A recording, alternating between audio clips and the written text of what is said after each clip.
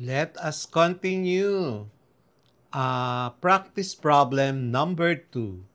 Make a table um, comparing the short-term and long-term effects of untreated wastewater discharge in rivers on aquatic organisms and suggest ways to mitigate them. So, aspect in terms of reproduction of aquatic organisms. So, short-term effects, there will be temporary stress, reducing breeding success. Long-term effects, long-term reproductive failure, and reduce genetic diversity. Mitigation strategy, habitat restoration, and creation of fish sanctuaries. Another aspect is the aquatic health. For the long-term effect, there is rapid oxygen depletion that cause what we call fish kills. Long-term effects in the aquatic health, we have biodiversity loss due to species decline. And then the mitigation strategy, there is a need to install proper wastewater treatment plants.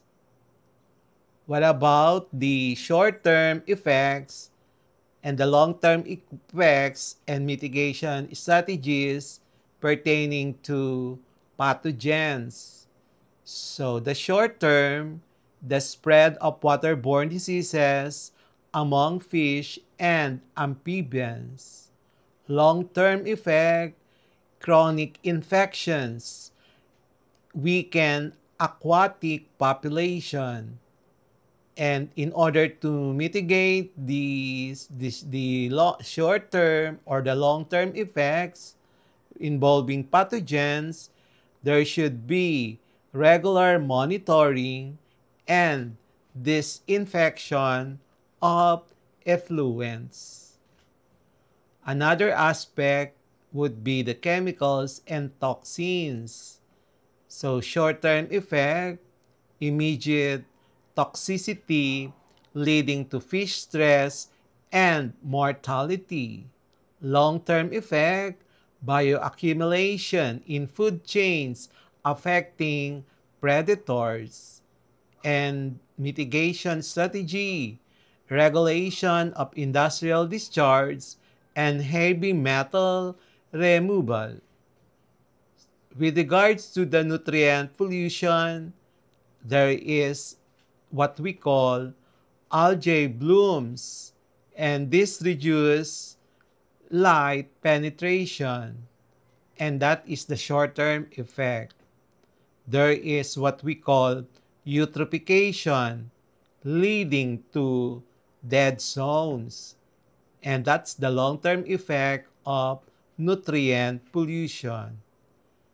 And in order to mitigate the nutrient pollution, use of nutrients recovery systems, and riparian buffer zones. Practice problem number 13. Construct a table that identifies how saltwater mixing in freshwater lakes affects fish species diversity and propose measures to prevent this. So at the sources of wastewater in urban areas, we have households coming from the sewage, detergents, and gray water. And the impact on the nearby wetlands, eutrophication, oxygen depletion, fish kills, loss of aquatic plants. Recommendation for control: install efficient sewage treatment plants, promote eco-friendly detergents, and the proper sewer connections.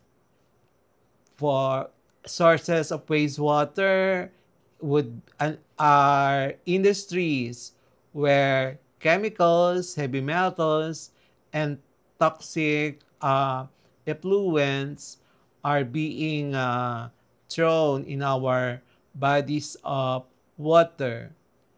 And then the impact on the nearby wetlands, contamination of water with hazardous substances.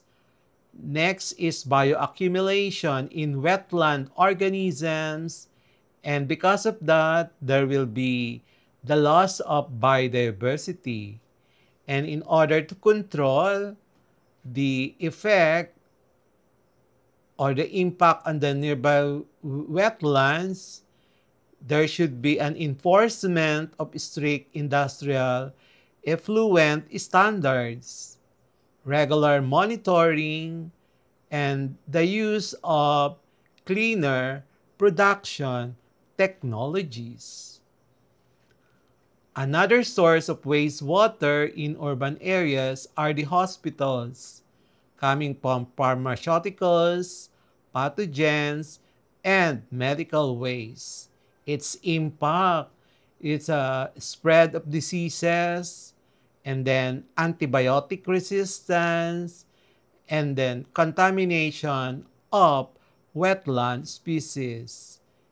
And for the control of it, it is recommended that there should be a specialized treatment of hospital wastewater, and there should also be a safe disposal of medical waste, and there should also be disinfection before discharging of this hospital wastewater. Another source of wastewater in urban areas, we have stormwater runoff. That includes the oil, the grease, plastics, and sediments. So impact on the nearby wetlands, wetland clogging, plastic pollution, alteration of the water flow, and habitat degradation. In order to control it, it's recommended to build urban drainage system with filters. And there should be implementation of green infrastructure, like for example, rain gardens, and then permeable pavements. Another source of wastewater in urban areas is commercial establishment, like restaurant, markets, laundries, and then like McDo, if pertaining to restaurants, McDo, Jollibee, and the rest. And then the impact on the nearby wetlands, high organic load, and there is what we call grease accumulation. There is also what we call foul odor and algal blooms in wetlands. It is recommended that there should be an installation of grease traps. Then regulate commercial wastewater discharge. And then promote proper waste segregation and disposal. Next, practice problem number 4. Prepare a table that lists the sources of wastewater in urban areas and their impact on nearby wetlands with recommendations for control. So, impact on nearby, we have household, domestic waste, detergents, kitchen waste. So, impact on nearby wetlands, increases nutrient load, eutrophication, algal blooms, oxygen depletion affecting wetland species. And then recommendation for control, promote proper sewage treatment, encourage eco-friendly detergents, and implement community-level wastewater recycling. So another source of wastewater is industries. So impact on the nearby wetlands, contamination of water with hazardous substances, and that pertains to decline in aquatic plants and animals, and also the accumulation of toxins. Recommendation for controls, enforce strict regulations, mandate effluent treatment plants, ETPs, and regular monitoring of discharge. Another source of wastewater is stormwater runoff, and then impact on the nearby wetlands, carries pollutants into wetlands, habitat degradation, reduce water quality. So recommendation for control, construct green infrastructure, biowaste, retention, ponds, and then regulate the use of harmful fertilizers, and also improve the drainage system. Another source is the commercial establishments. So the impact would be the grease, organic waste, and pharmaceuticals disrupt nutrient balance, harm microbial and aquatic life.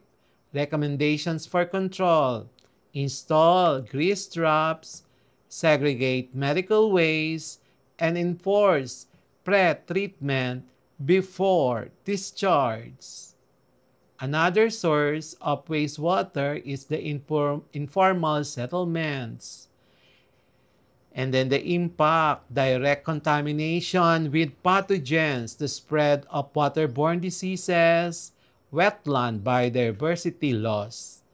Recommendation for control, provide low-cost decentralized sanitation solutions, improve urban planning, and community awareness campaigns.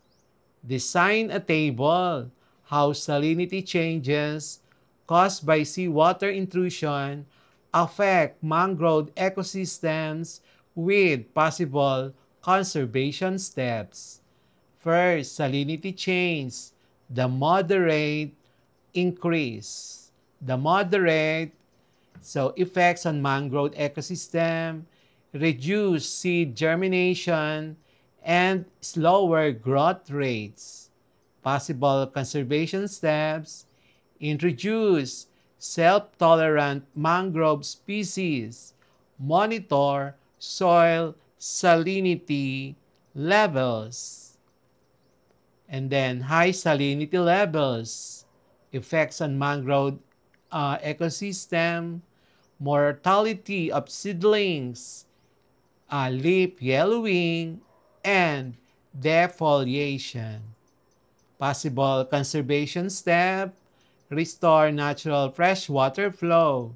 Example, through controlled irrigation or upstream water management.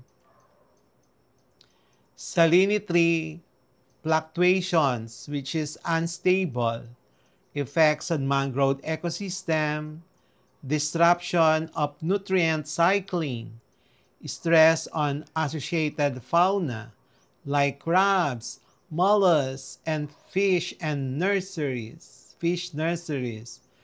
Possible conservation step, build buffer zones with vegetation. Then reforestation of mangrove belts. We will have the next part of this chemistry lesson number 11.